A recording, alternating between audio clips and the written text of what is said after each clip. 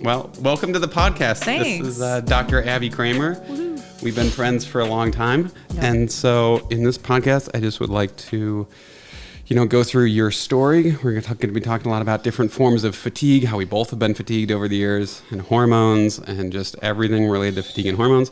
And then also just going through our relationship and helping people understand what it's like to be a holistic doctor in this crazy day and age. Yeah. So would you like to kind of give yourself an introduction so people tell us your life story? Sure. No pressure. No pressure. You have 2 hours. Go.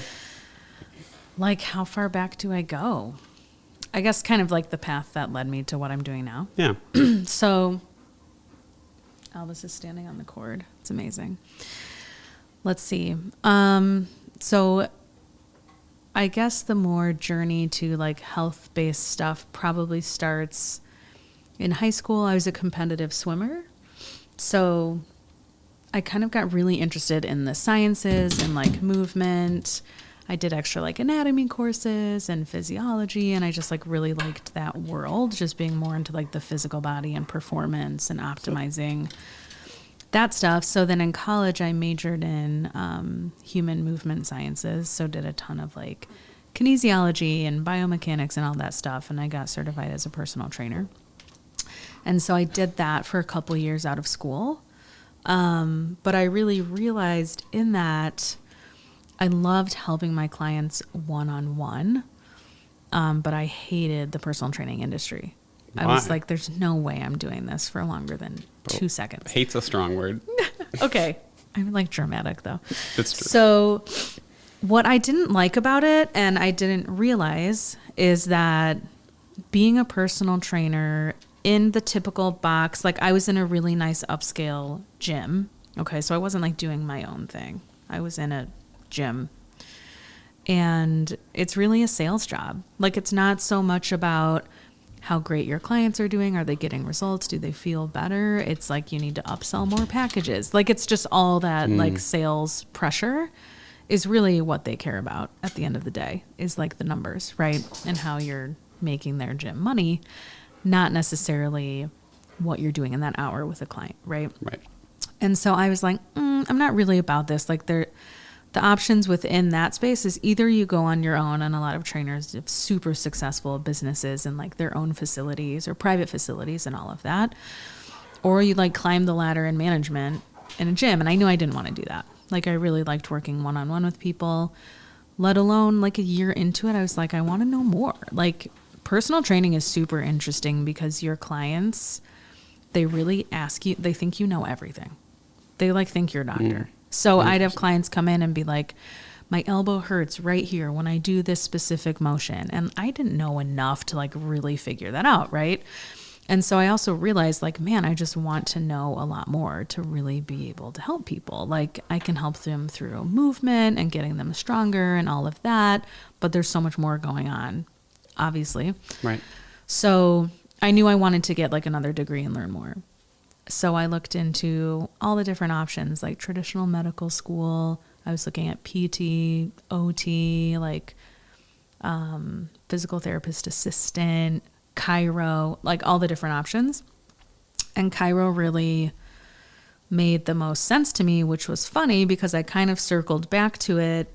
In undergrad, I was in a pretty bad car accident. I got T-boned. And that's how I got introduced to chiropractic. I had no idea what it was. I'd never been to a chiropractor before, and I got horrible whiplash. Luckily I was fine, but I just had really bad whiplash. So I did what you do. I went to the student health center. They gave me, anti-inflammatories and pain meds, Yep. right? And steroids, whatever. So I was a zombie for 2 days, and then the pain came right back. And I was that didn't really work. And at the time I was taking this anatomy class, and my professor was a physical therapist. So I asked him for a recommendation. I was hey, I really think I should see a chiropractor. The only way I can explain this is divine intervention, because I did not even know what a chiropractor was. But I asked for which one I should see. Wow. And so he sends me to this chiro in town. He's this guy's great. I know him. I refer to him, whatever. I go in there. I mean, I was in the place where I could not turn my head. I think I was wearing a neck collar or something. I had to have someone drive me there because I couldn't drive. And I walked out of there 80% better. And he was a traditional chiro, like did e-stim on my neck muscles, like some biofreeze, and like adjusted me. Like nothing crazy. Yep. And I was like, wow, that's crazy. And so then I was hooked. I saw him like every week or two throughout, that was my senior year, like the rest of the year. And I remember him saying to me, like, you should really think about going to chiropractic school. And it was like famous last words. I was like, no, I'm done with school, you know, because I was a senior. I was like, forget that. I'm going to go like work and I'm going to be a personal trainer, blah, blah, blah. And like famous last words, like 2 years later, I'm going to chiro school. But I needed to have that experience to like steer me in that direction. And then like a similar thing happened in chiro school. I really thought I was going to be like a sports chiro because that was kind of my foundation in like personal training and as an athlete and helping to optimize athletic performance and working with athletes. And I still do love that world and like seeing patients like that when they come in. So I was doing all the clubs like the sports rehab club and, you know, all of that stuff at school, right? And then it was really through like anything, my own personal experience. I was probably second or third trimester student at National.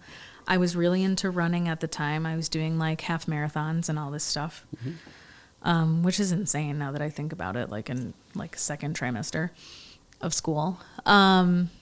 And I had this terrible nagging IT band injury, and it was like really messing with my knee. And I had a race in like a couple months, and I was super worried about being able to do it because at the time I wasn't able to train at all. I was just like in so much pain I could barely walk around campus. And one of my friends at the time, I don't know if you remember Emily Nugent. Oh, yeah. Okay, so she was like into AK Club before me, and she had been trying to get me to go to AK Club for forever, like weeks. And I was like, AK's so weird. I would like dog on it all the time, which is hysterical. But finally I was in so much pain. It was a Friday and she was like, hey, why don't you come to AK Club? There are some interns that have just gotten like certified in applied kinesiology. Just have them look and do like a workup on your knee and stuff. And it'll be something different. And like, they'll be able to work on you. Cause I was doing all the things. I was doing like the corrective exercises. I was getting adjusted. I was doing like soft tissue. I was doing everything I knew. Right. But wasn't helping. And so I go in there and it was, Conrad. You remember him? Oh yeah. Okay. So he was in the back. She's like, Conrad, look at her like hip, her knee, her IT band. It's all jacked up. We got to figure this out. He did like two things. I wish I remember what he did. One of them was probably like a category 2, like blocking and like some basic muscle work, turning on some muscles. It was like nothing.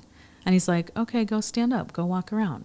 Yeah. And it was just like when I saw that chiropractor, I was like 80% better from like nothing. Wow. Just and that I like quick? went up and down the stairs and I was like able to do it with minimal pain, which going downstairs, I like basically couldn't do on my one leg. And so I was just like, I'm sold. What is this magic? Like, and how do you get better that it fast? It just so happened that like a couple weeks later, the 100-hour course was starting to learn applied kinesiology, which both you and I did together, and Charlie. And it was like someone dropped out, so a spot opened up because it was full. Like everything just fell into place, right? And then that whole seminar like changed all of our lives immensely. All three of us. We were all really messed up before that started. Like it was, let's be real, it was all like divine intervention that we were, all three of us were there. So it's like you think you're healthy until you were not at all. And like you think you know what you're going to do. Yep. And joke's on you. We're going to take a hard turn. Totally.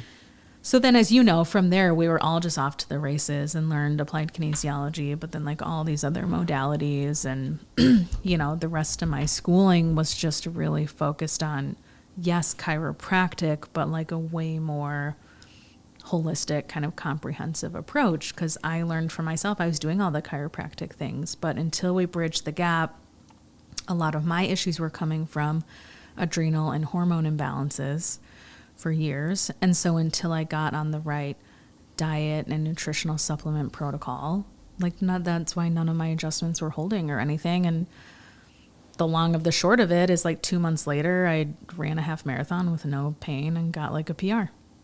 I Boom. totally attribute it to That's like the work we do. That's the truth from Abby. Boom. Drop. Yeah. Yeah. So that's, I mean, like most people, right? It's our own journeys that got us into what we do. Like you've got to experience it for yourself. So when you got into we do have to show that 100 hours picture somewhere in here. We'll have Bez like crop it. Oh, like I have 2 of them. So great. I'll put Brad's those in. buzz cut. He looks 12 years old. You guys won't even recognize him. It's so good. Yep. I didn't get a real haircut until I was a doctor. Because I was like, why would I do that? Like, I can do this myself for free. And I can spend more money on food or travel. Yeah, that is so not shocking. Yep. No way. Yeah, the glow up is real. You guys will see. That's good. Thanks. I appreciate that. Yeah. How did you glow up? Because you've definitely had a glow up too. Do you think it was through the 100 hours or do you think it was like all of the healing you've done? It's all of it. Because a lot of patients will ask me, they're like, what do you do to get so healthy? Yeah. You know? It's all of it. And that's why it's hard to answer. Yeah. Right? We're like, oh, man, I mean, get regular diet, care. nutrition, so foundational. Like when I started chiropractic school, I was eating like a typical like early 20-year-old, whatever. So during that process, like I've been gluten-free for over a decade. I like never cheat on that one because of like some thyroid stuff. So it's like the basics, but it's also, I can't even think about how much like emotional work I've done, so like you've done a lot, an insane amount. And so you've like, worked with like in a practice that does a lot of emotional clearing and stress reduction. Yeah. And you work with someone who does the same thing. Yes. Do you get regular care from each other or like who do you see for your healing? Your regular multiple care? people. Nice. I see, Dr. Carrie Jacobson, who you're interviewing as well. We practiced together. I joined her over 7 years ago, which is crazy to think about. It's pretty impressive you two have like lasted this long together considering you're both such like immense powerful forces. Totally. Like you both should be women CEOs. Yeah. But somehow you work together. Somehow work together. Yeah. But that's where it's like a great agreement because at Be Optimal, the practice I work at, I'm an independent contractor. So I'm able to like make my own hours and work how I want. It would never work for me to be like controlled in that Have way. someone be your boss. Mm-hmm. But you're the boss. Can't imagine trying to boss you around. All the bosses that would not go well ever. So my mom would tell you that, I'm sure. And hence my daughter's personality. But yeah, I've learned tons from Dr. Carrie. Like I was shadowing her since I was like a second trimester student in chiro school. And a huge part of her work is on that emotional healing side of things. And all the seminars I get worked on by my best friend, Dr. Nicole, all the time. I do work with Christian. I've done work with you. I mean, we've got our whole, it takes a village and everyone has different strengths and different needs. Yep. But I think it's just like part of your lifestyle being your healing and wellness and understanding, right. Like our friend Dr. Charlie says all the time, healing's a journey, not a destination, right? You're not looking to get to this stagnant point of like, then I'm done and I'm healed. Like there's always other layers. So I think it's just adopting that as your lifestyle. Like it's a continual journey. It's like an identity.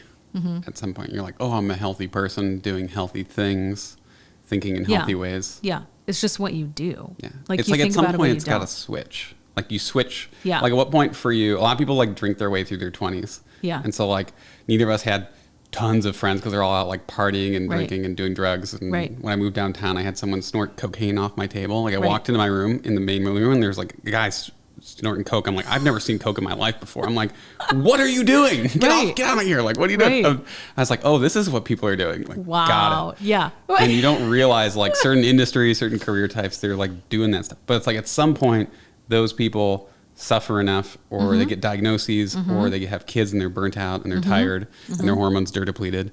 And I think they don't understand that like it wasn't just like the straw that tipped the camel's back. It was that like slow deterioration into horribleness. The build up over time. And then people wake up and they're in their 40s and they feel terrible and are overweight and sleep terribly and they're pre-diabetic and blah, blah, blah, blah. But it was like the past 3 decades that led to that.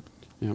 But it's like at some point, some people's identity changes and some people's doesn't. Yes. I'm wondering, like, have you ever thought about that way? Like, have you noticed in your patients, like, when they start, what makes people start to switch? Is it the suffering or the depletion? Is it, like, are they inspired by your podcast that you have? Or is it more of, like, they're hurting and they can't deal with stuff anymore? Like, is it pain or is it pleasure? Is it inspiration or is it suffering? That really, like, because at some point we both have those patients who they change and they're like, I'm going to do this. Like, I'm going to become a chiropractor. Yes. You inspired me. Yes. Like, at what point do they switch? I think it's, I don't think it's like, yes, we can inspire people, but it's never like me or you. It's them, right? Their like soul is ready. Yes. Like I could say all the right things, point them to all the right books, all the right podcasts, like your content, whatever. But if they're not ready, it doesn't matter. Like they've got to be ready to make that change. And I think it really comes down to self-worth. If you value yourself enough, you're going to make those changes. Like, how would you not, right? It gave me goosebumps. So I think most of that, that's where part of the reason why I'm so huge on that emotional side, because if people don't have that self-worth or self-love to take care of themselves in that way, it doesn't matter what supplements they're taking. It doesn't matter, Well, a lot of people have been so disrespected by the system, or they've been told this is normal. Like period issues. Oh, yeah, gaslighting all Birth day. control's normal. It's healthy. This will balance your hormones. You have a hormone deficiency. You're real short on estrogen. Do you think that there is a birth control deficiency in this country? For sure. Yeah. Not. Wrong. How about we actually empower young women and teach them about their bodies and their cycles and their organs and what they do, and that like amazing process we're meant to go through, and that's normal and something that should be celebrated, and not like it's a curse and something like, even just energetically how we position it. Like when I learned about, in 5th grade or whatever, when you have like the talk and you watch the videos and you learn about all the things, it's like not even positive. No, it's like this scary thing. And it's like, I think it's a lot like pregnancy. Any of these transitions can be the same thing. You tend to just hear people complain. You tend to just hear worst case scenarios, right? So I experienced this when I was pregnant. Everyone was like, oh, just wait, this is going to be so bad, right? So you hear about like the suffering. You don't hear about all the examples of people that have balanced hormones and their period isn't a big deal and it's totally fine, right? You hear about like all the issues and the drama, and you need all these medications and things to like get through the week. And what if you actually learned about your body and how you could support it to be in balance? So I'm huge on that. I mean, like menopause, same thing applies. You just hear all the horror stories and how terrible it is and how you're going to suffer for 5 years. And I've seen plenty of patients go through menopause like it's not a big deal. Yeah, especially the ones that have been doing the work for a while. Yeah, they go into it like fairly balanced and healthy. So I think a lot of it is like that mindset shift. Yeah. Well, that mindset shift of like the self-love, self-respect, self-worth. So if that's what inspires people to change and what keeps them healthy, it's probably pretty important. Super important. So it's like, how do you help people feel more worthy or love themselves more? I know we do NET, Neuro Emotional Technique. That's like the easy answer. Yeah. But for people listening, they're like, oh, I can't do that to myself. Yes. You can do affirmations like, I love myself, and you can say it till you cry and then feel better and start to like work on it. Yeah. But for people who don't have the money or an local NET person, like how do you help them? Like, is there anything you would recommend? I'm just thinking, like, how do we help people have more like actionable steps you can do to work on that? I mean, there's so many great books out there. Like if that resonates with you and you like reading, like the self-help book industry is endless, right? So just ways to hear other people's stories and how they've pushed through that and like put themselves first, and or practices like journaling can be super helpful for people. There's a million free guided meditations on like self-love. I think it's like part of it is just overriding that subconscious, that person talking on your shoulder that's just like down on yourself all the time. Like, that's why affirmations work. Like, it might take a while, but eventually you override, you know, that neural pathway that wants to be negative and beat yourself down. If people don't know what an affirmation is, I guess I'll clarify. And like, sometimes affirmations don't work because your subconscious is self-sabotaging you. Yes. Which is like, it's called switching in AK, which is one of the first things we clear on people. But how would you explain affirmations if someone doesn't even know what that is? So an affirmation, this is from my knowledge, I'm sure there's different takes on it, is basically you stating what you want as if it's already happening. That's one of the most important parts.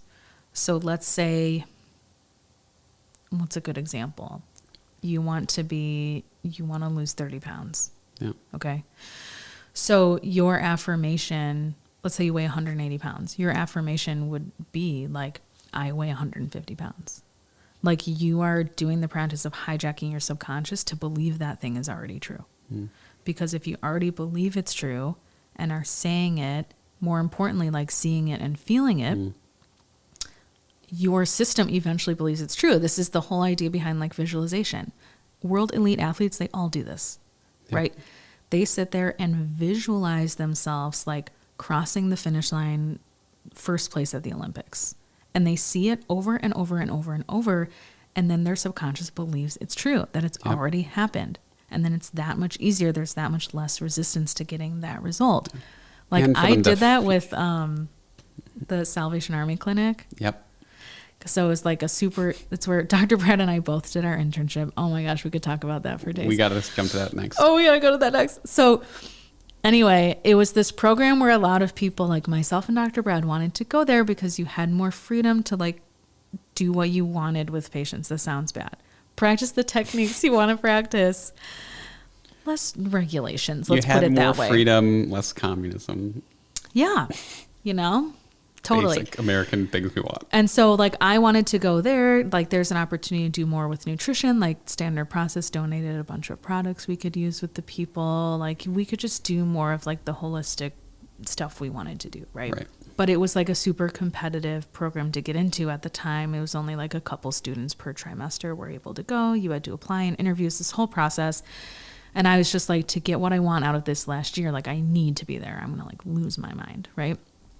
And so like for 3 months, every single night, I visualized myself like in my coat with my bag, walking up the steps to Salvation Army, going up there, saying hi to everyone, going into my room and seeing patients every single night for like 3 months. That's commitment. And what's crazier is that initially I didn't get accepted, but then some crazy weird turn of events happened and like someone dropped out and then I got in. I was like, this stuff works. This is like nuts. So that's not really affirmations, but it's a different way. I think it's important for what you're looking for in your healing process to like speak it, but also to see it. And feel it. And feel it, right? That's like the core of it, I think, is, okay, if I was that 30 pounds less person, see it and put a feeling to it. How would that feel? Right. Because that only you can answer. And if you're feeling that way 3 times, 10 times a day, or every day, eventually your brain will start feeling that way. Yes. And you'll start doing the things to move that way. Yes. A lot of people just don't do consistency with affirmations. Yeah. Like, you did that for months every day. Yes. People think like, oh, I'm going to do affirmations for a week. Oh, I'm done. Right. Didn't work. Didn't work. I'm just no like longer, anything, right? I'm going to take this herb for like 3 days. It didn't fix my migraines. Didn't work. Yep. You know, it's like the real healing takes time, guys. It's okay. But that, I think, is the most powerful part, is getting into the emotional, the feeling tone of what you're trying to create, right? So this can go for like a career thing too. Yep. You want to attract in whatever in your career. Okay, if you had that position you really want, that you feel like you really deserve, that you haven't gotten yet. If you're there, then at that CEO table or whatever, what does that make you feel? What are you looking for? Is it confidence? Is it abundance? You know, what is that feeling? Like your dad being like, I approve of you. Right. Which a lot of people don't realize. It's at the end of the day, we're looking to fill something with that stuff, right? So, and then you're setting the attractor field. Like, let's say what you're looking for is confidence or self-worth, right? Like, good job. Yeah. If you're owning that feeling, then you're going to attract experiences and opportunities based off of that feeling, versus if you're currently owning the feeling of like low self-worth, low self-esteem, I'm not good enough, all those stories we tell ourselves, you're just going to attract more of that. So I feel like those concepts are so huge, to even just start recognizing those patterns within yourself is like a total game changer.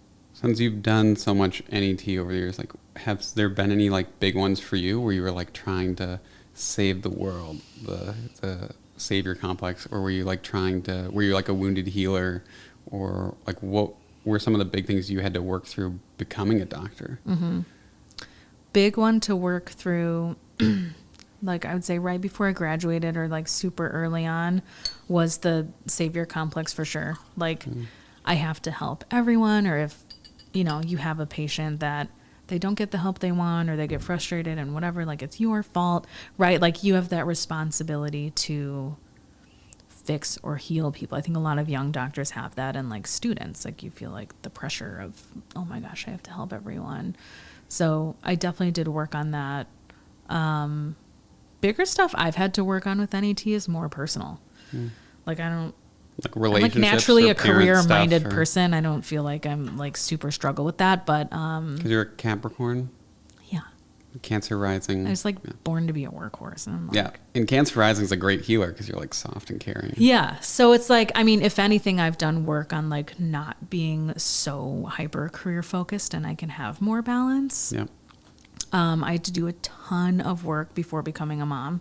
Okay, so brief camera break, and we're back, and we're talking about savior complex as a doctor, and how people, the doctor isn't trying to save you. Some are. Yeah. That's like the acute medical care is like they're saving your life, you're in a crisis. But eventually you get to like grow up, get educated, and start taking care of yourself, which sucks because no one's paying your bills, no one's like paying your medical bills, no one's like doing it for you. You have to start to learn and cook for yourself and do your own healing. Yeah. But it's way better that way. Yep. Totally. Well, it's like it works so much better when it's you out of your own free will choosing like actively to heal and take care of yourself. Yeah. Like people ask me all the time, I'm sure you get this too. They want to like schedule an appointment for their husband or their like adult child or their friend. And I'm like, no, like I literally won't let you do that. If they can't call and make their own appointment, like they're not ready, you know, you can suggest it to them and like help them out and like refer them in. Like I love that, but like they need to call and make their own appointment or they're not ready, because what we do is like 80% on them, 20% us, right? I mean, it's like if they're deaf, fine. Otherwise, no, you have to do it yourself. Otherwise, call or email the office and get in on your own accord. Yeah. What about, that would be smart to do for kids too. Like, could you imagine like a little 6-year-old calling me like, Oh my can I gosh. make an appointment? Totally. Like Quinn would call and be like, can I see Albus? Yeah. Oh, she would. Yeah. So when I think we were talking too about the NET thing with you, it was less of career, it was more like stepping back from career. So did you have to work more on money stuff or relationship stuff or like finding yourself? It was more like identity stuff. Like, I think we grow up with such, especially with women, like it has to be so binary. So you're career focused or you're family focused. Like, and so a lot of mine was like limiting beliefs that I had to choose. So if I'm choosing to have a child, it's like, then, you know, that's the road I'm going. Like in my subconscious mind, it was like, then my career's over. Right. And so like everything I've worked for and whatever has Like, to take a major it's all step gonna back. collapse. My whole life is gone. Right. So I've done so much work in and around like, you can have both. Why not? Why do you have to choose? And like, actually your career can be that much more successful as a mother, which I've done. I did a ton of work with Christian on that. To play devil's advocate for a second, like there's people who can be like, no way, that's not possible. Like you only have so much time in a day. Yes. Like what do you tell those people? They're like, how do you do that? How can you eat well and do both? Yes. Well, that's like the binary, you know, whatever. I think it's all... It's like quality and quantity. And it doesn't mean that things don't change, right? you absolutely, going into being a parent, can't expect that that won't change. And your like work-life balance won't change and your days will look different. It's all going to change 100%. And you can do both, you know? And I did a lot of work with like mindset work with our friend, Dr. Christian, on that, on just like, I can actually be even more successful in my career and a great mom, right? It's just going to look different. I work a lot smarter now, you know, with my time, and it's all about what you value at the end of the day. You know, the first year of my daughter's life, I had a really high value on like spending more time with her. So like I took 2 days off per week and I was home and I wasn't like working. I was spending time with her, right?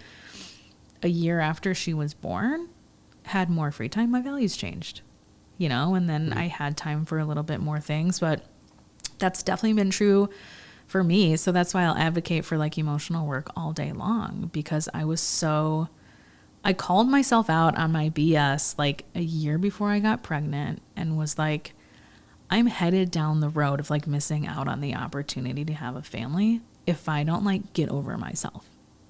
Because for a long time I had said like, honestly, I don't think I'm gonna have kids. Like, and both Justin and I were kind of like, we don't know, but we know we're for sure don't want to right now. Like maybe we'd be happy without a family, you know? And now thinking about that, I'm like, gosh, like I'm so glad I called myself out, you know, but I could just tell from doing so much emotional work, like on patients and everything. I'm like, I'm getting in my own way here. So I at least need to do a lot of healing on this. Yeah. And maybe I still choose something else, right? But I need to like step out of my own way and like heal all the old stuff so I can like move into what, you know, God forbid I like miss the opportunity to be a mom because I was stuck in my own way, right? Did you have like a negative belief about being a mom beforehand? For sure. Like what was your old thought process like? Was it like the current thing of like women are like, oh, I'm not going to have a kid because the world's too tough right now? Like what was your I didn't feel process? that, but I have had a lot of patience with that, which now I understand, you know, it's like, yeah, the world's kind of crazy right now. And the pandemic and the economy. And yeah, I mean, for sure. I'm like that's a valid worldview, you know, and it's not right for everyone to be a mom. For me, it was more like, I think I felt like I would lose my whole identity. I think that's like subconsciously how big it felt, that it was like, I have to give up everything I've worked for. And I'm the type of person, I really love my career.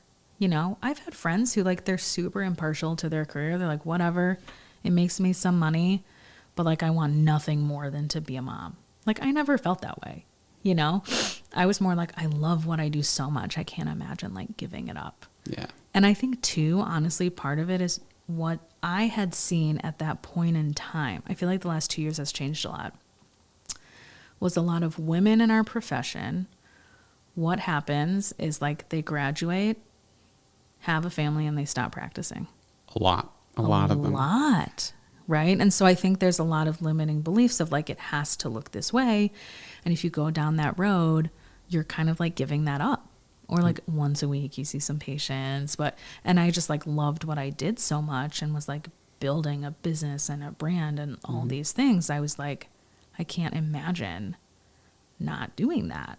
Right. So there was lots of stuff too. And like my identity was my career, had to drop that. It was just like all the layers. It was a lot. Yeah. So you're glad you're a mom now? Totally. I literally emailed Deb and Scott Walker like when I was pregnant and was like, I just have to say like, thank you so much for creating this technique and this healing work, because honestly, I don't think I would have a family if it wasn't for that. Like it's that big of a deal. Goosebumps. Yeah. I mean, it's a big deal to like get over yourself.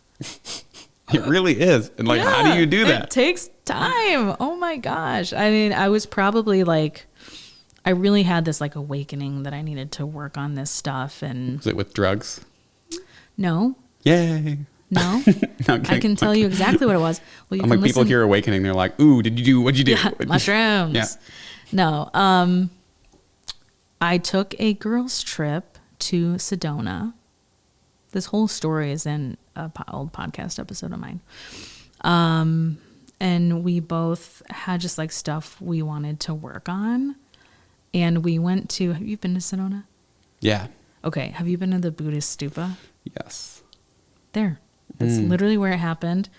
So I had just read the book, Spirit Babies, How to Communicate with the Child You're Meant to Have, which I highly recommend. It's changed everyone's life that I've recommended it to. It's really cool. It's this guy, he's a medium. His gift was speaking to, he calls them spirit babies on the other side. And in his opinion, these beings like choose their parents sometimes when you're a child, and they just kind of follow you around, whatever, right? Mm-hmm. And anyway, so it's a lot of it's like case studies of clients he's worked with to help them tap in, people with fertility issues and stuff that are having problems. But he also gives you like meditations and practices to communicate with.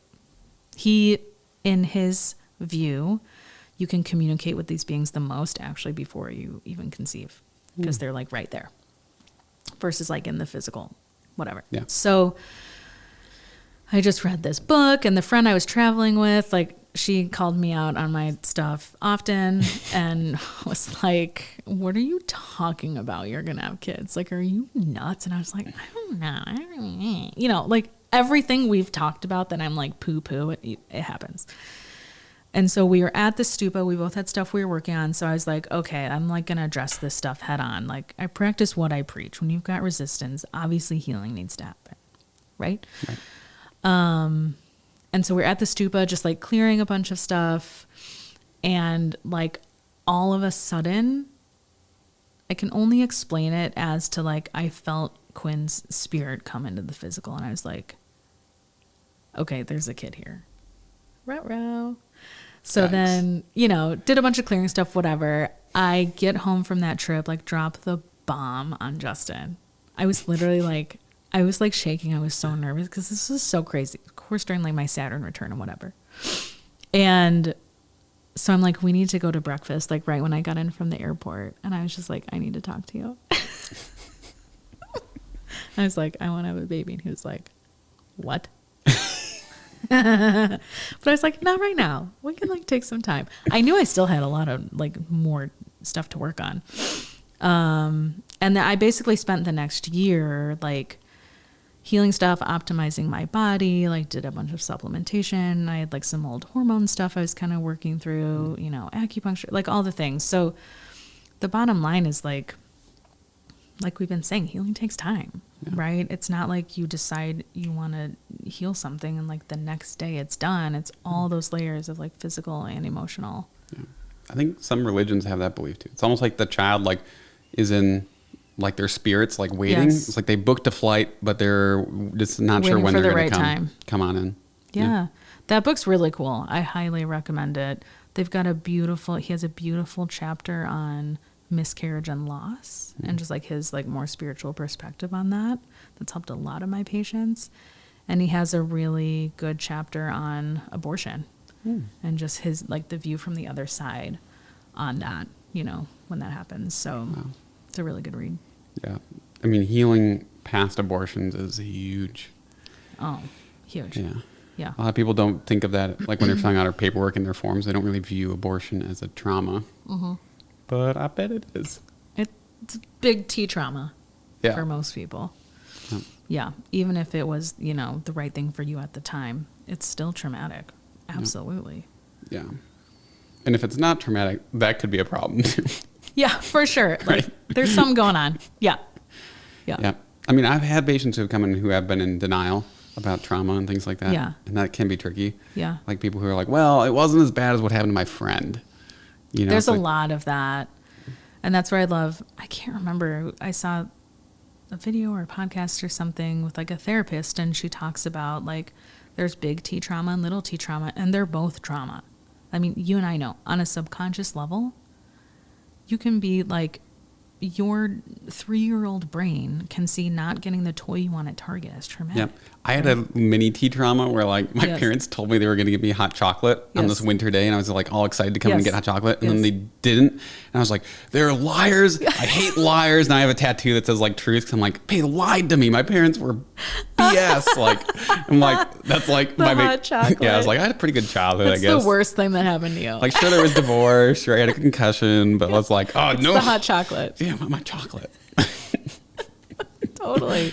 So I think that's a good way to put it, because I do think there's a lot of like dismissing trauma because it's like, well, I'm not a refugee living in Afghanistan. You know, like Right. it always could be worse.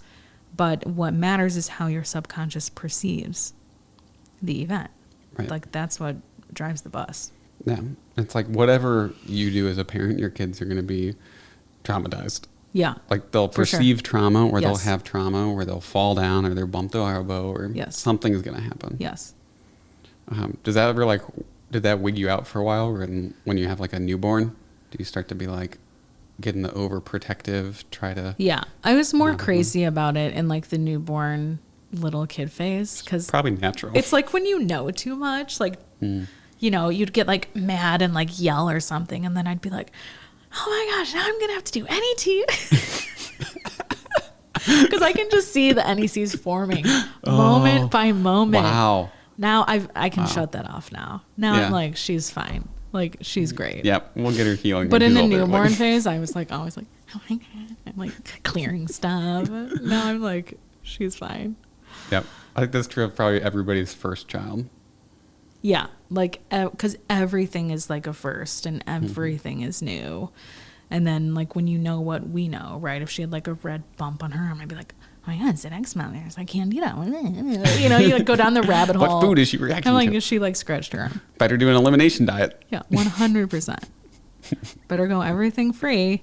Yeah, Gluten-free, dairy-free, soy-free, sugar-free, fun-free, caffeine-free. fun free. Yeah.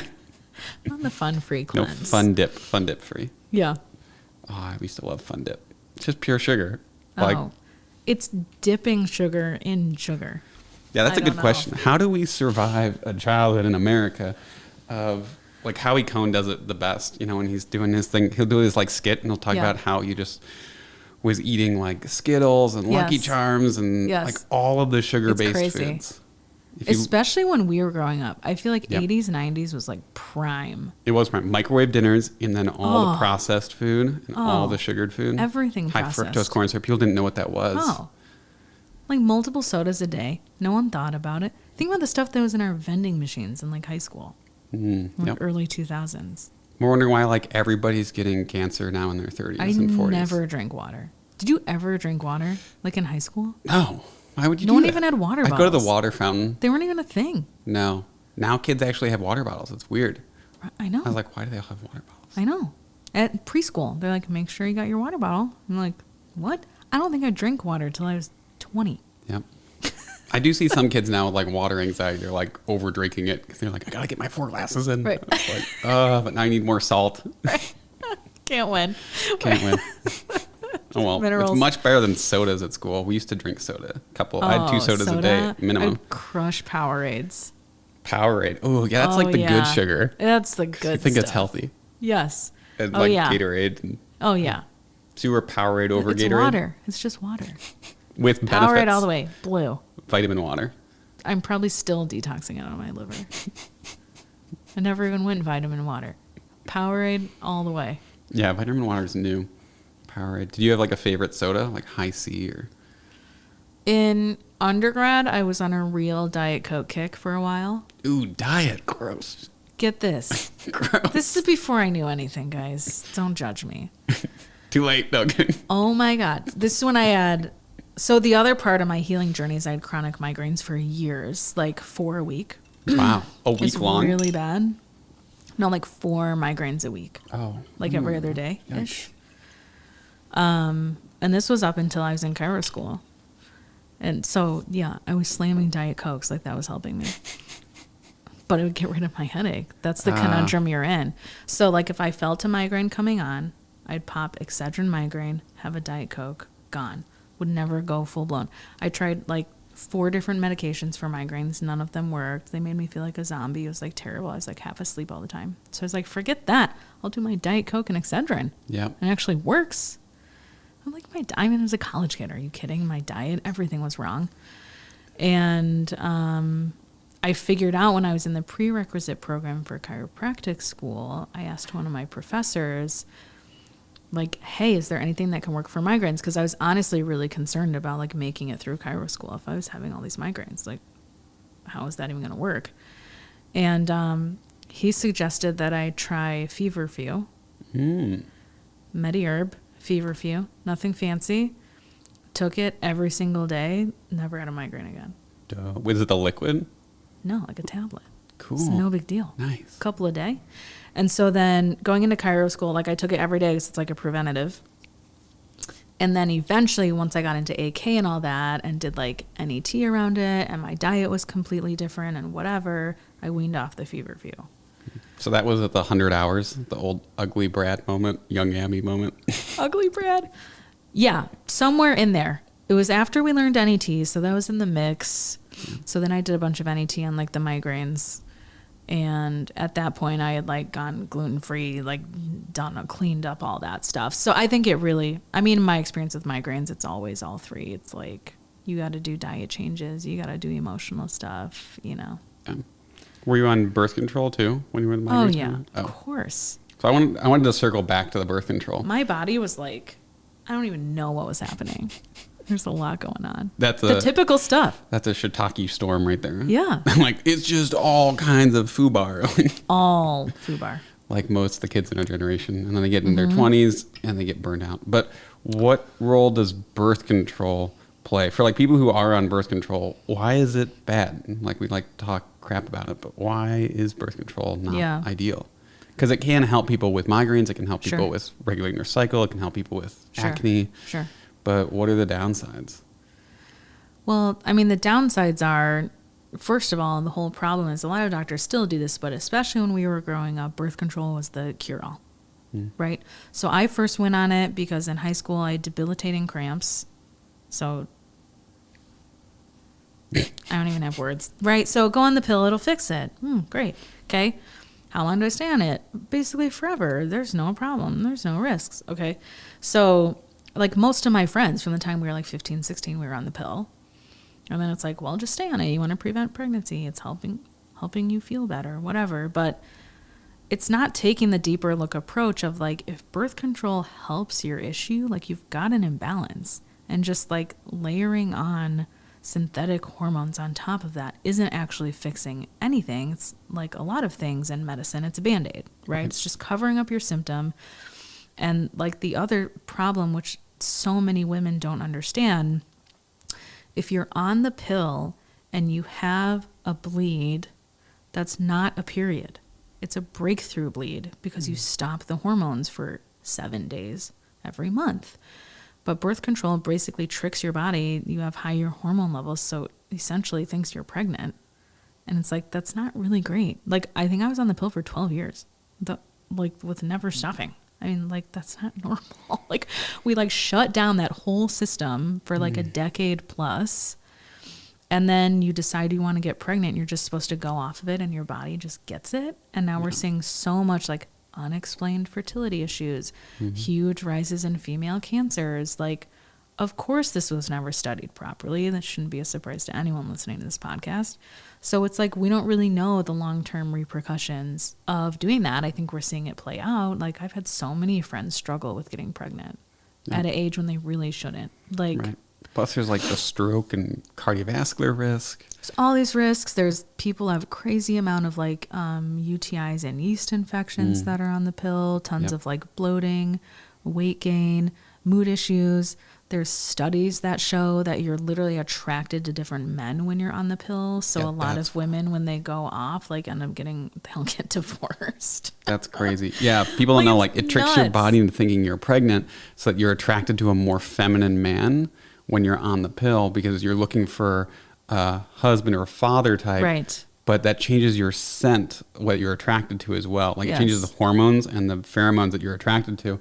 So then when you go off the pill, sometimes your sense of smell of your partner and that preference changes. Right. Or you start looking for like a bad boy. Right. And then you cheat and then ruin, and you don't realize like, oh, it was my birth control and going off of it that did it, not like my husband who's bad in bed or whatever. Yes. It's just like everything, right? It's like traditional Western medicine looks at us like cars with a bunch of parts you just fix and it's not a big deal. And it's like, no, we have to think about, you're completely changing a woman's hormonal profile for like a large percentage of her fertile like window. Like, how do we not think that won't have like a ton of effects downstream? Right. Like, we're not meant to have those hormone levels in our system. So like a lot of people are like me, you know, it probably wasn't one thing with migraines and like all those issues, but I was a pretty typical case. Yeah. And I think for men too, like I think that's feminizing men. Yeah. Like, I think because women are looking for that, men are becoming more feminine. Right. Maybe they're getting better fashion sense. Maybe they're grooming differently. Right. Maybe they're doing their nails more. Like, I don't know what it is, but like there's a lot of that. There's just a lot of feminization of men in the last decade or two. Yeah. And the testosterone levels are falling, and that people don't realize that could be from them acting differently. Like they might be working out, pumping less iron. So that also means less testosterone. Yes. So that also means less fertility. Yes. So like they're maybe less into football now, and they're more into, I don't know, TikTok or YouTube or something else. They want to be a YouTube star. They don't want to be a football star anymore. And that changes like the culture of being a man. Yes. Which changes their adrenals and their testosterone and hormones and everything else. And it's like part of it, I think, can be a good thing, right? I think people, like we've been saying, get so extreme. You only hear about the extremes, right? Right. I do think it's positive that like gender roles somewhat shift, right? Like, why can't, if a dad loves being home with his kids, like he stay home, and if a woman has an amazing career, she can continue that. Like, why is that a bad thing, right? Or like we've been talking about, why can't you have both? Have a career you love and a family, and you know. So I think some of that change is positive, and in our generation, you're definitely seeing way more active like fathers in their kids' life than like, at least from my perspective, our generation was very much like mom's home with kids, dad's working. That's your roles. Now I think it's super 50-50 because a lot of families have like two working parents, which I think is super great. But it definitely can get to the extreme where it's like you see these hormones, like you're saying, especially in men, like testosterone and fertility levels are plummeting. Like there's no way that doesn't change their behavior. Right. There's no way. Yeah. They know that testosterone injections will change it. Yes. They're like, oh, I could take testosterone injections and be more manly. But they don't realize like the low testosterone. It's like when things go away, is people don't realize it. They know like, oh, I did this and this happened, but they don't realize like, oh, I haven't exercised, so now this happens. Right. Or I'm losing my thyroid hormone and then this happens. What are your favorite things for men to raise their testosterone? Tribulus, maca. There's a supplement, HPA Adapt by Integrative Therapeutics. Tribulus by MediHerb. Androplus by Nutra Biogenesis is a good one. But Simplex M is my like all-time favorite supplement of all time the last 3 years. Yeah. It was ADP oregano oil before, and now it's switched to Simplex M and F. Wow. Like men for women. Old school. F for, getting old school. I like it. And I combo it with Hypothalamus or Hypothalamus Plus because it's organ cell salt extracts. And it's funny because like the medical doctors who will see people and they're like, I don't know what that is. Right. And we've had people who are going through cancer and they're like, we don't know what that is. We can't tell you it's good or bad. Like there's no conventional knowledge of it. Sure. So it's kind of fun because people don't know about it yet. Yes. Because it's too old. Right. But it's like. Right. It's quite the conundrum. Yeah. But it has like adrenal and thyroid and it has pituitary extract like in there chain. And gonads. So it's the whole endocrine chain rather than just focusing on like one part. It's just like raising the whole volume up for people to be more creative. Like I find people, men, if they're not creative, I'll put them on that. And within a month or two, they start like their creativity to create like egg or sperm or creation comes back. Interesting. Which is fun. Yeah. But yeah, the hypothalamus part helps a little bit because otherwise sometimes their temperature regulation gets a little wonky with it. They'll get hot or cold. Right, right. But what about you? Do you have favorite products for men for testosterone? You like nailed a lot of the nutrition. I mean, zinc. Yep. Is a big one to look into.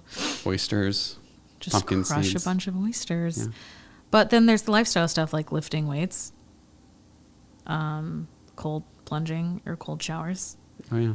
Like that's like research proven to boost testosterone levels. So there's those lifestyle things too. Like a lot of people with men with low testosterone are like really sedentary. Is it dangerous? Like luckily we're not going to do a cold plunge after, but if you, because it's winter time now. Yes. But would you be scared for women to do cold plunges? Because like a lot of women are like, should I be taking testosterone? Like, when do some women have too much testosterone because they have like Yes. PCOS, and other Yes. women don't have enough? Yes. Is there a way for women to know if they need testosterone support? I mean, I would test it, do a blood test, do a Dutch test. Yep. Because that's one that's like, you really don't know unless you're testing. You know, Yeah. you can do the lifestyle stuff that could raise it. I don't see a harm in that. I don't know. From a Chinese medicine perspective, they probably hate that. You're like cooling the ovaries and everything. Yeah, the Chinese people are like, don't do that. Don't They're do like, cryotherapy. literally, that's terrible. Like, Yeah. you're ruining your chi. But most of the Chinese also didn't live in like the Sahara. Yeah, that's very true. So where you're located could make a Yeah. difference. It's also like, I think now our environment, everything is so toxic. Like, we kind of need more extremes to like shock us back bit. into being healthy. I think it's even like beyond it's toxic. I think we're all like weak and flabby and lazy. Yeah. Yeah. And like we need to struggle more. Go sit in a cold Yeah. tub. Like we don't have struggle. Yeah. Really. Yeah. No, for sure. Like there's not a lot of difficulty. Yeah. There is difficulty like socially and financially, but there's not a lot of physical difficulty. Right. for Right. people. Right. Unless you're doing like CrossFit Right. Yeah. and injuring yourself. Right. Then you're in the office for a different reason. But what about for you with thyroid stuff? You mentioned before we started, like you've had a journey there as well. My thyroid stuff is more preventative. Good. Like this was in chiro school. The first time I did like a real functional comprehensive look at my thyroid labs, and I had some antibody stuff going on. And I was pretty sure that on like my mom's side of the family that there's been some like undiagnosed, unmanaged Hashimoto's. It was just like, yeah, that's probably what's going on. So I wanted to check out my thyroid and stuff. This is after I had like gone off the pill and things were a lot better and whatever. And so because of that, I was like, I have antibodies and like my TSH is a little high. Like I'm just going gluten-free forever. And like brought them right down. I think last time I checked, they're like 8 or something. Nice. Like barely there. So for me, that's like a non-negotiable. It's not worth it. I knew I would definitely have the blueprint there of especially like postpartum to go Hashimoto's. My thyroid freaked out like first trimester of my pregnancy. And so I think it's just kind of a weak point for me. So that's one that for me is like not worth it. I just like to, you know, put the least amount of stuff in that would negatively affect that. Avoid getting on thyroid meds. But isn't that whole gluten-free thing just a big scam? Yeah. No. Like, what's the deal with that? I mean, I think the deal is mostly the quality of the wheat in our country. You know, you definitely can't argue that our ancestors ate wheat. Like, I don't care how carnivore you are or whatever. Like, gluten and dairy were a very normal part of our diet, like hundreds of years ago, right? But we weren't like GMOing and spraying and like all of the stuff we do. I mean, I don't eat gluten. And when I went to Italy, I ate it every single day at basically every meal. And I like lost 10 pounds and like was not bloated. My main thing if I like get gluten is like really brain foggy. I'll like need to take a nap. Like it messes, I'm for sure like diabetic, right?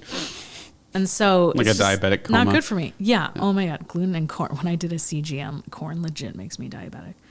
And so I think it's more the quality issue and just our environment is already so toxic. So it's like it's like the straw that broke the camel's back for most people. So it's like, it is what it is, right? You control what you can.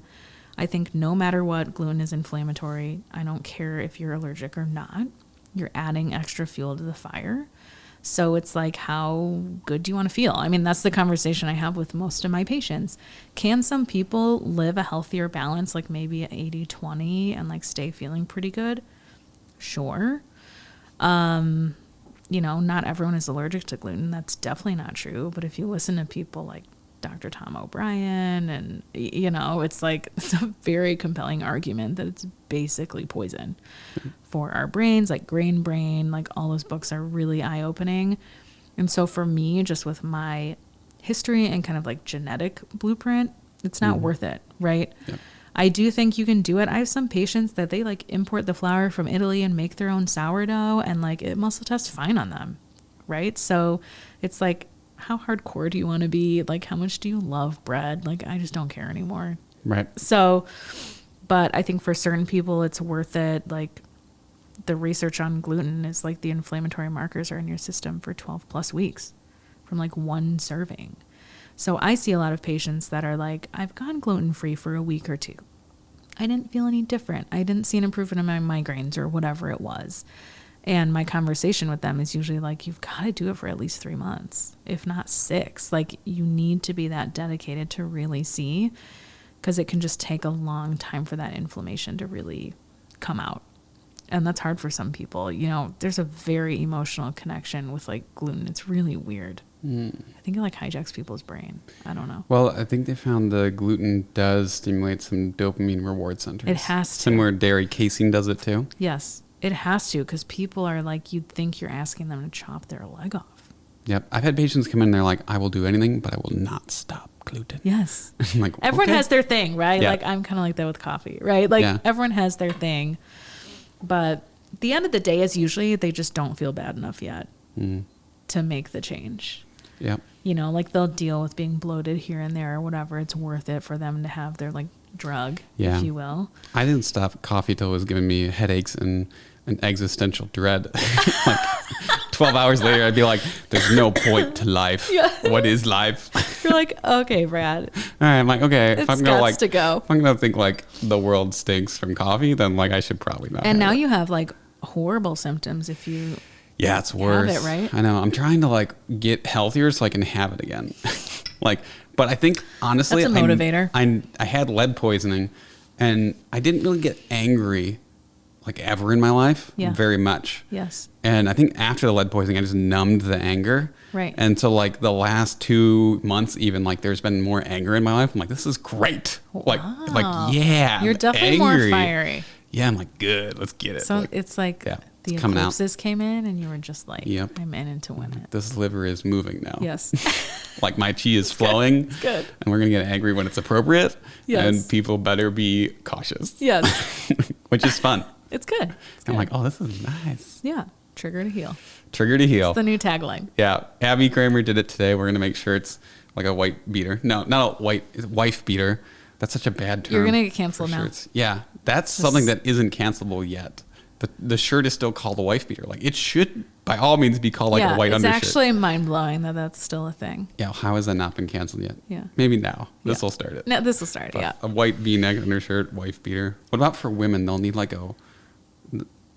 a trigger warning shirt too, I guess. Yeah. Maybe, do women have undershirts? No. No. Bra. It could Just be a a shirt. trigger warning bra. You are not making bras.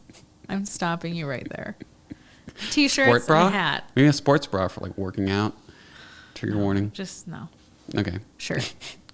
I'll make like a patch maybe. They can put it on other stuff. A patch. Trigger to heal. My goal is to reach 1 million people Yes. in my lifetime. Yes. And then right. it happened in a month. Right. And it happened every day. And I was like, like this is too much. And I think like crazy. I either self-sabotaged or the government did it for me. I remember first telling you, like, I think the first time we recorded something, you had hit like 20,000 followers, something like that, which now seems like nothing, right? And I remember telling you, I'm like, Brad, that's like the whole United Center full of people. That's a lot of people. That's a lot of people. That's pretty crazy if you think about it. When could you ever reach that many people? Yep. In like your office. It's true. Yeah, most chiros will never reach 1 million in their career, probably. No. Like maybe 1,000, a couple thousand in a year. Yeah, right. Take that, high volume chiropractors. Like, yeah. Just got to go on Instagram and trigger people. Right. Trigger to heal. That'll be the new. Hashtag. That'll be season 2. We called Trigger to Heal. Oh my God. I love that. Because this one we're calling it Self-Aware with Campbell Care. Yes. That's like the overall thing, but fatigue and hormones. No, yeah, maybe we'll do stuff is Trigger. really going to get real. We'll bring on season like 2. the real fiery people for season 2. Yes. Like it'll be nice and pleasant season 1. Season 2 will be like anger and triggering. Like we'll bring on the most conservative and the most liberal people to have a fight. Oh yeah, like a cage match. Cage match. Yeah. Be fun. Yeah. Yep. Loser has to do the cold plunge.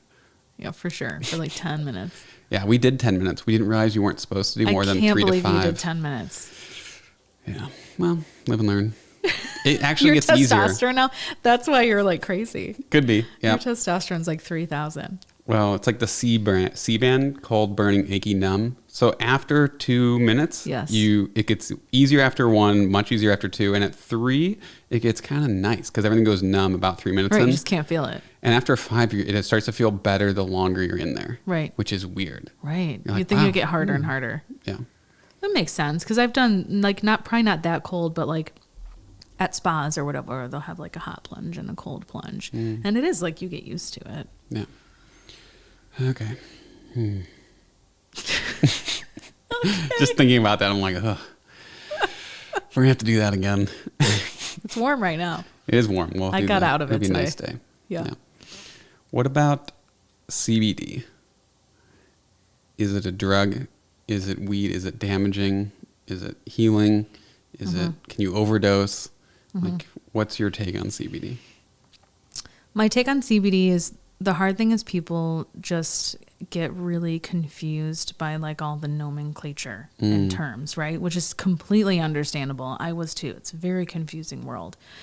And so people tend to lump CBD and like cannabis with THC into the same thing.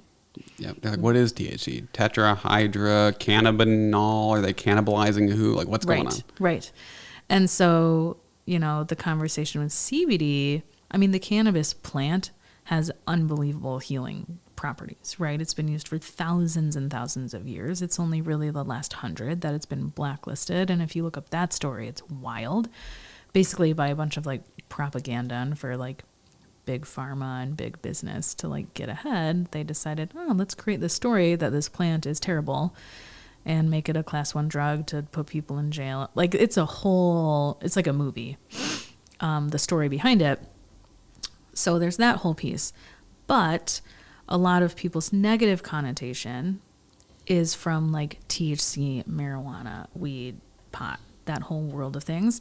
It's mostly because everyone has an inherent stigma because it's been like a class 1 drug, right? We were growing up, right? It's like, say no to drugs, blah, blah, blah.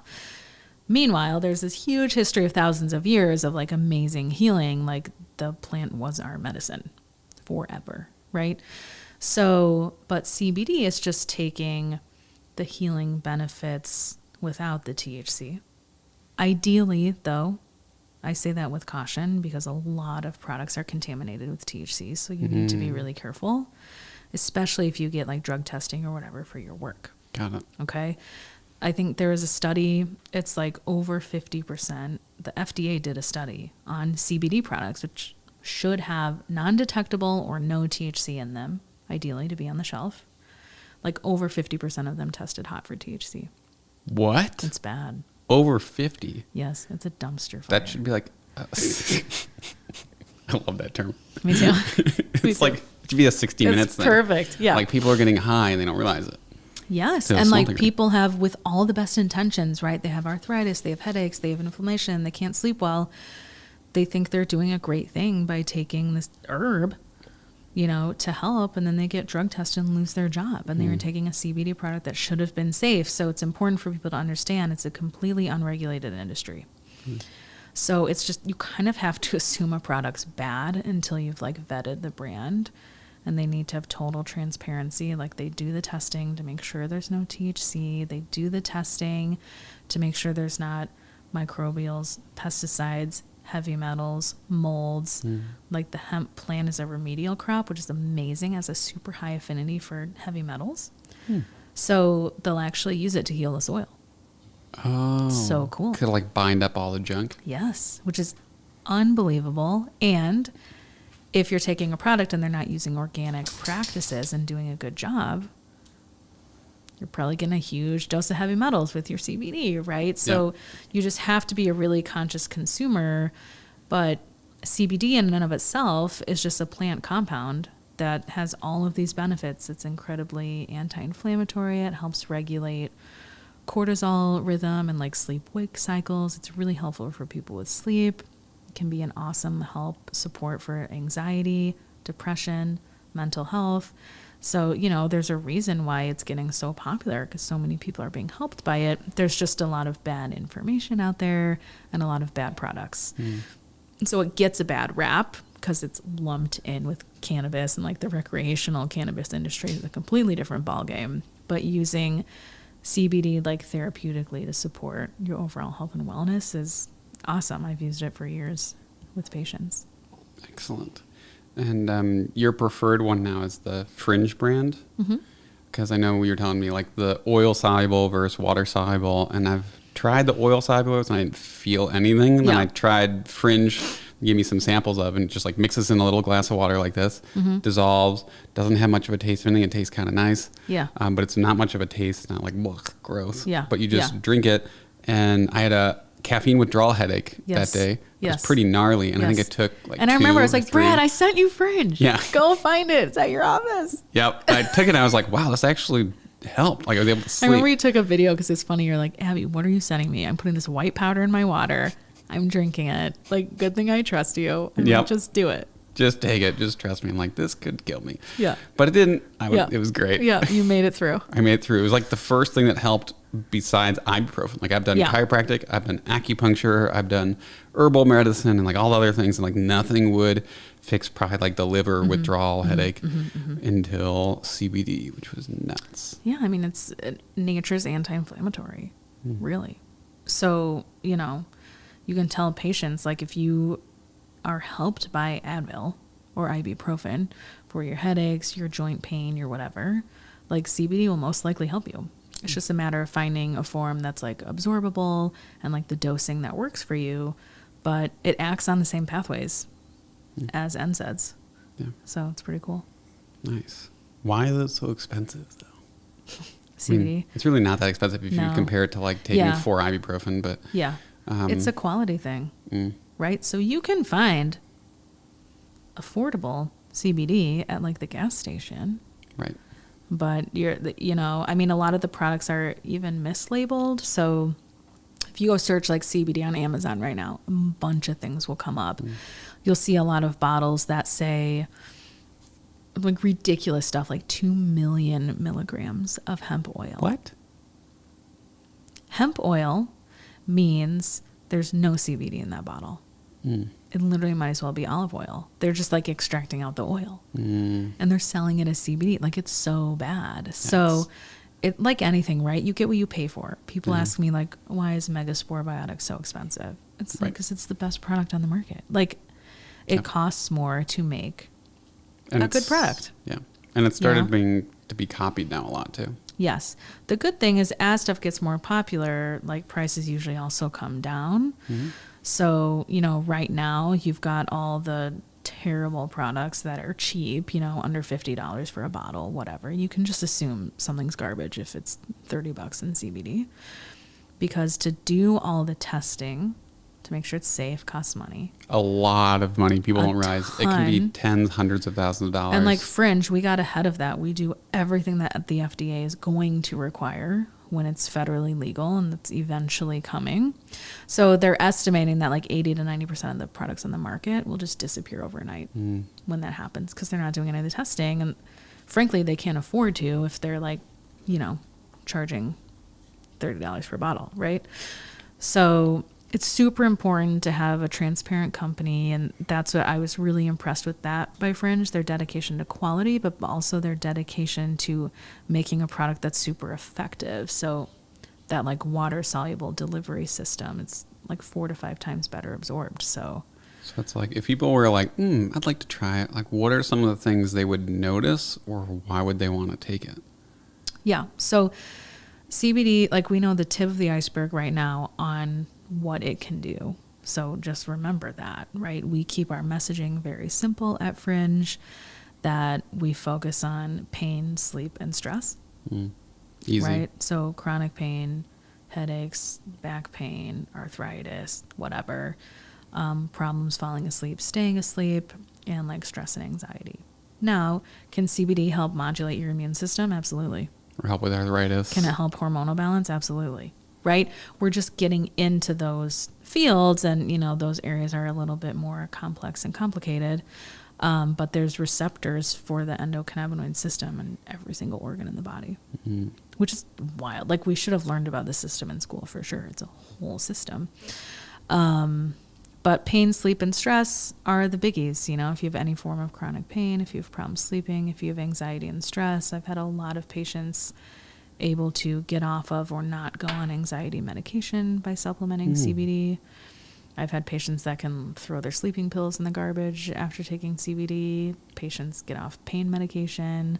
So many stories. And usually it's CBD alongside other things, right? I also don't want this conversation to be like, take CBD and all your problems will be fixed. Like, if CBD calms your anxiety, amazing, but you've also still got to be doing the lifestyle work and getting to the root cause of that anxiety, right? So, you know, but the bottom line is regulating that endocannabinoid system is really powerful. And in some conditions, that can be the root cause of what's going on, is that system just being so out of whack. But I also always like to have the conversation of, there's a bunch of ways to modulate that system outside of CBD, right? So the cool thing is it's an inherent system in our body, and it's in every single living organism. They found endocannabinoid systems in worms.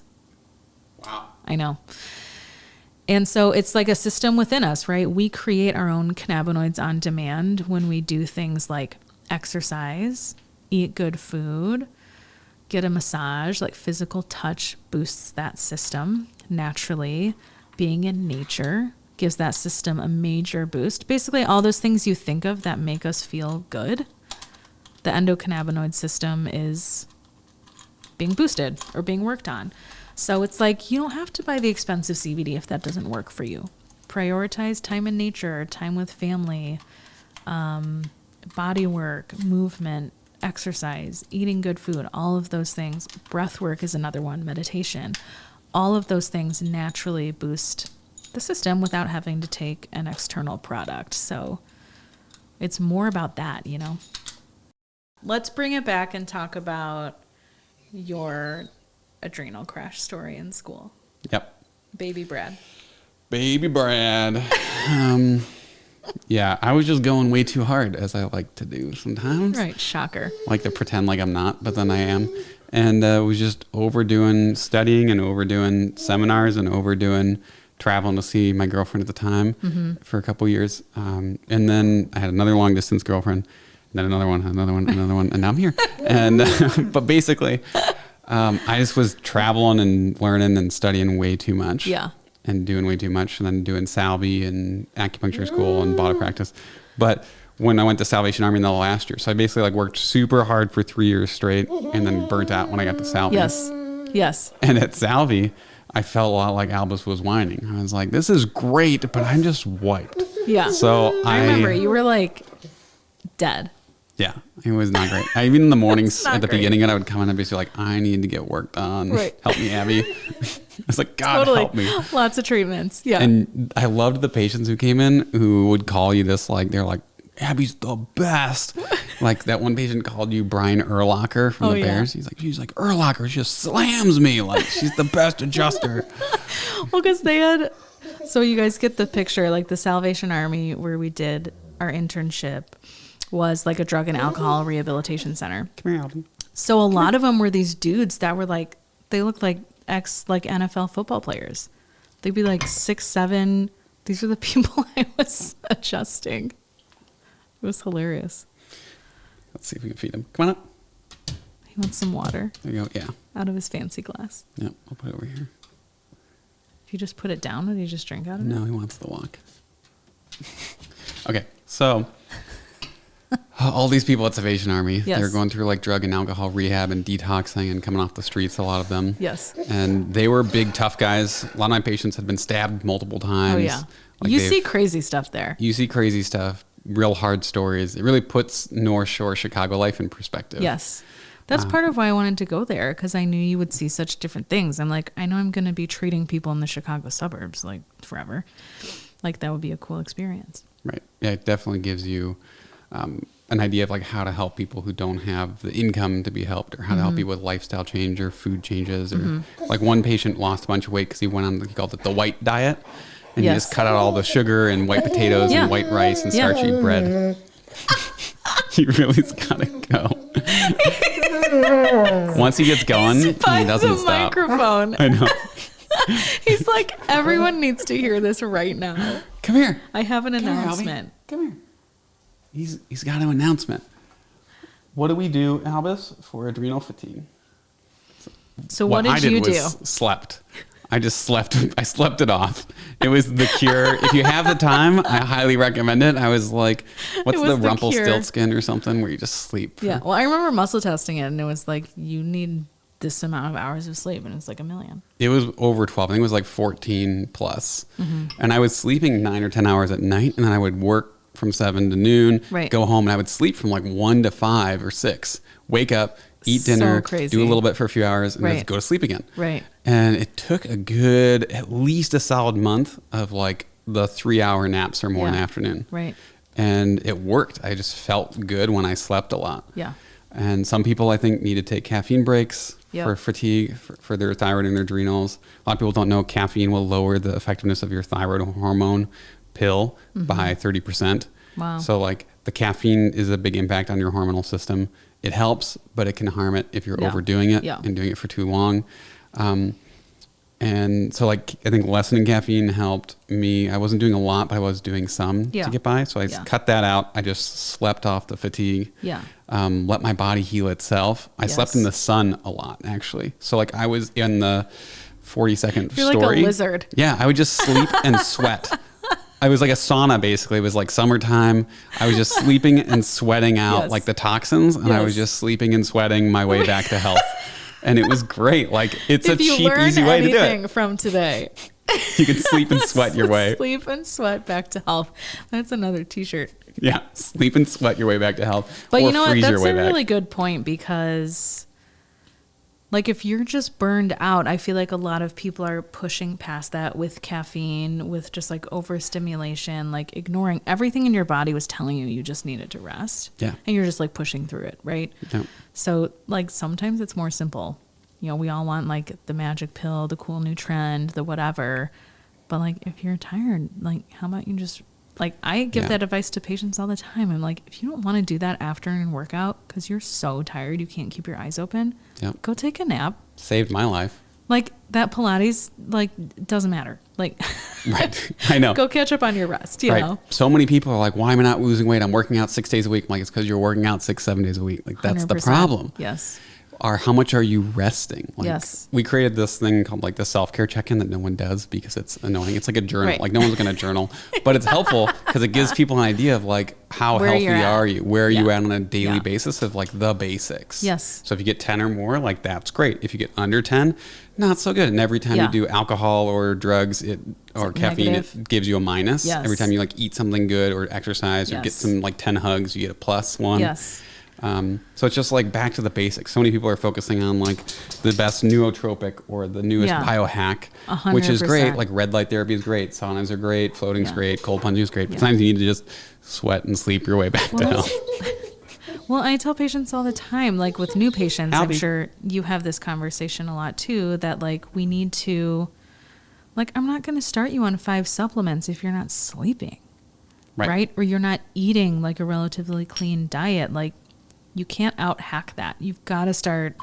I'm a firm believer, like 80% of people's issues can be solved with the basics, like the stuff you're talking about. Yeah. I think we'll have to wrap up. I think Albus is like our referee. He's like, all right, guys, this has been long enough. He has the timer. He's the timer. He'll be here for every episode. Like, yep. And when he starts whining, we're like, all right, I guess we got to play now. Right. We got to go do the hot tub. We're losing Albus. We're losing Albus. We don't want to lose you, Albus. We don't want to lose you. He's like, this is so boring. I know. You're 8. We got less than a decade probably to go. Safe to say. He's like, oh my God, I only have 9 years left. Let's go for a walk. I know. This is great. He's perfect for a podcast. He would make for a great guest. Co-host. It sounded very whiny though. It's a little whiny. Like if we just sat here for a whole hour and a half and we're like, but if he was plugged in, you could mute him. That's true. We could mute him. Bring him back on. Should we when mute he's you, got Albie? Something to say. Yeah. Let's mute you. He's like, no. No. Oh. No. All right. Come here. Go lay down. He knows lay down. So he's like, okay, that means I got to wait a little bit. It's like, all right. Lay down. Thank you. So. Sleep and sweat. Sleep and sweat your way back to health. It's good. It's great. I like the trigger to heal. It's very good. It's very catchy. Could put like trigger me, but I like trigger to heal. Trigger to heal is good. Yeah, like, please trigger me. Just trigger me. Because it's true. It's all in the messaging. It's like if someone triggers you, really by anything, you've got something to heal about it. Yeah. Because if you didn't, you wouldn't care what they said. So if you had to leave people with like a big picture perspective on fatigue and hormones, what to do, where to start, what would you tell people? That's good. Albie. He's bringing us toys now. Aww. Try to appease us. Where to start for me is like always basics. You know, it's like control what you can. No. Right now. So like limit toxins where you can, choose natural alternatives, you know, clean up your cleaning products, your diet, like the stuff you're around, the people you're around. Hydration, rest, exercise. It's all basics. You know, It's very hard to make recommendations. Are there like certain herbs and protocols and stuff that have like hugely helped my patients and turn around their hormones? Like, yes, absolutely. But I'm not going to tell everyone to go take X, like, you know. And do you have a favorite practitioner style? Like, would you say fatigue and hormones NET, or would you say AK? Would you say functional MD? Like, what's your go-to? Oh, man. If you had to pick one. If I had to pick one, I can only pick like someone's one. really, let's say this patient comes in, they're like, or they're calling the office, they're like, I'm really tired. I've tried a bunch of supplements and I can't sleep really well, but sometimes I'll sleep fine and I just don't have a lot of energy to get through the day. Right. Where should they go? Yeah. Who would you refer them to? And they've already done a bunch of supplements. Yeah. Let's say they've tried chiropractic and they've tried acupuncture. Where do you send them? Albie. I would go for NET then. Because they've hit structure. Yep. They've hit some biochemistry. Not saying they couldn't optimize that more, but if you haven't tried like the emotional clearing side of things and like getting past like subconscious resistance and like emotional triggers that could be affecting your energy and your hormones and your health, like I would give that a try for sure. Whether it's NET, other things do that. EMDR, EFT tapping, hypnotherapy, like try some sort of subconscious healing, like emotional release work if you haven't. Because I think that's the most neglected side of like holistic healing for sure. Everybody needs so much of that. Like you only have so many layers to your physical health. You're like, okay, your joints are moving pretty well and you're getting muscular strength and your cardio is pretty good. Like with the biochemistry, it's like you're eating pretty well. You're 90% good. Yeah. You're like you're working out, so you're sweating, so you're detoxing even if you're not sauning. But then it's like, okay, how much emotional baggage do we all have? You haven't gone down that rabbit hole. It's a rabbit hole. That's well worth it. I mean, the other thing for hormones, I love doing the Dutch test. So then you can go the full other side of the spectrum and like more functional medicine type testing. But if you've tried herbs, you've tried diet changes, you've tried other things, and you're still irregular cycles or have all these symptoms or whatever, definitely seek out a provider that does the Dutch test. I love it. I love when the Dutch test comes back normal, which is very rare. Yes. But then they're like, it's all in my head. I'm like, yes, it is. Yes, Yes, I love saying that too. Trigger to heal. Yeah. But it's so true because it's like, yes. And you know what? This is great to know because now we know a lot of it is like some conscious patterning that's keeping you stuck. And then you're empowered and you have something you can do about it. Yeah. I had a patient this week who was tired because she couldn't sleep, but she can sleep on the couch, but not in her bed. I'm like, you're like, there's something there. That's all in your head. Yes. So here we go. And then we're like, I'm okay sleeping in my bed. Yes. Weak. Yes. I'm okay sleeping on my couch. Like she's fine sleeping on the couch. Why? Yep, What was because the deal? well, it was like a husband thing. Yeah, I was gonna sleeping say. with the husband, and then it's also like that became her comfort. Like that was her backup. Where if she couldn't sleep in the bed, she could go to the couch and she could fall asleep. Right. So She just had white mentally, noise it's or like TV that's or- the best place. Yeah. So it's her happy spot. Yeah. So that's tricky. I'm like, could you put the couch in the bedroom? Right. She's like, no. So Would be the same. It's not the same. Yeah. So, but your hippocampus remembers the location of like sleep here is safe. Yes. So you just have to reprogram. It's like how people get addicted even to supplements. Like they're so much better, but like CBD is a great example, right? It's like, oh my gosh, I was an insomniac and CBD got me sleeping again. It's like 2 years later, you might not need it anymore. Your system's probably pretty well regulated, but it's hard for people to give up those like crutches that have helped them. How do people give up the crutches though? Like they're struggling. They're on the struggle bus. Like they're hobbling still. Yeah. But like we said, like do the basics, find a practitioner if you can afford it. And if not, go listen to all of Abby's podcasts. Yeah, But we do have a lot. almost 100 you're closing in on. Yeah, we'll be at 100 at the end of the year. Nice. Yeah. So is there anything new coming out for you that want people to direct them to as far as like promotional things or things coming up, your end start of the year detox or something? Yeah. Just follow me on Instagram, Dr. Abby Kramer. I've got a few offerings. We've got podcast episodes, usually at the start of the year. We do something called the 30-day reset. We haven't decided exactly how we're going to structure it this year, but it's a really good talking about the basics. That's what it's all about. Basically putting people through like the Whole30 eating program and some emotional tools and some basic supplement recommendations. And then Fringe has big things in store. We're launching next month a really cool breathing tool to help like with a meditation practice or breath practice. It's this cool little necklace with a breathing straw that makes you do a forced exhale. So it's cool when you're really trying to like train your breath.